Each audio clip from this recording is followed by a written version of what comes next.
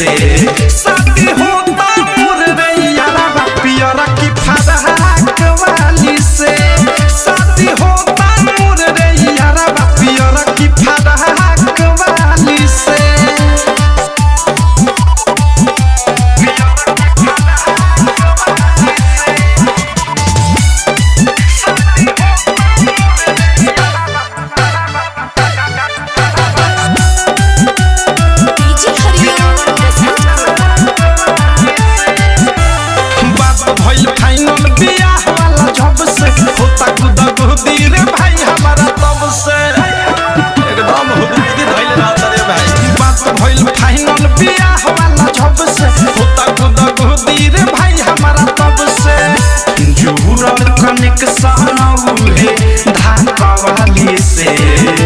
जुड़ल कनेक्शन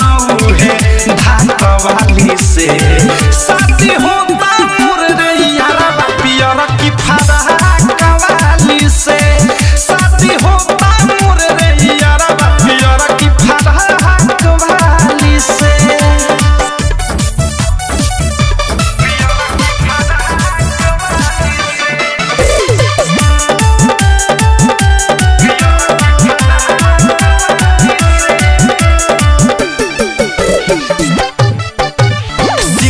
जिंदगी आयो कपल हो गई प्यार कइनी जकरा से सफल हो गई सिंगल जिंदगी आयो कपल हो गई प्यार कइनी जकरा से सफल हो गई प्रेमियों से राइटर थारू ताखवाली से